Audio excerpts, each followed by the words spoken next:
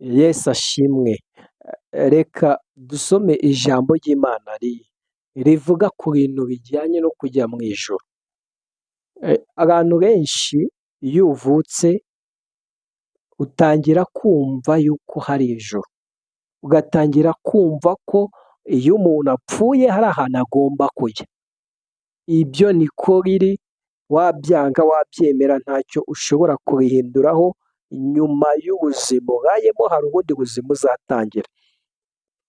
Icyo usabwa ni ugutegura ubuzima urimo neza kugira ngo utazajya mu buzima bubi.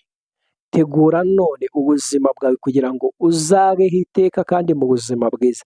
Rero turasoma ijambo ry'Imana riboneka mu gitabo cy'umuhanuzi bita Yesaya, ibice 35 ku murongo wa 8 harimo inzira, harimo ijambo risobanura inzira.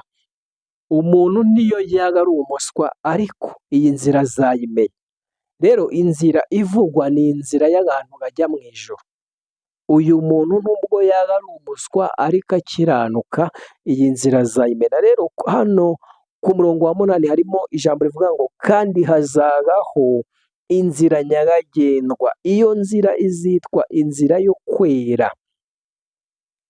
Abanduye imitima ntibazayicamo, ahubwo izaba iya babandi bariya batotejwe, bariya barenganyijwe bakihangana, bariya bakiranutse, aba baretse ibyaha, ahubwo izaba iya babandi.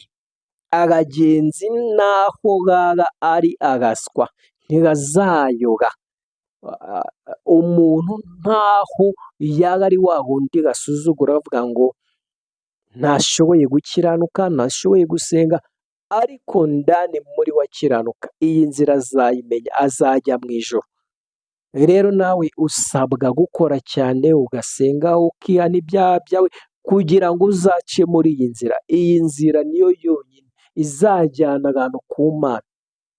Inzira rero yahanurwaga muri iki gitabo byari biri kuvuga kuri Yesu uzaza akaba igitambo cy'ibyaha byacu. Dusabwa kumwemera tukamubwira ngo tubabarire, twaracumuye ariko ntabwo tuzongera. Duha agakiza kawe, uduhe umugisha n'amahirwe ujya utanga. Yesu akugenderere, nanjye Yesu angenderere. Kora subscribe hano kuri YouTube channel ndetse na follow kuri TikTok, ujye ukurikirana ibiganiro byacu. Murakoze.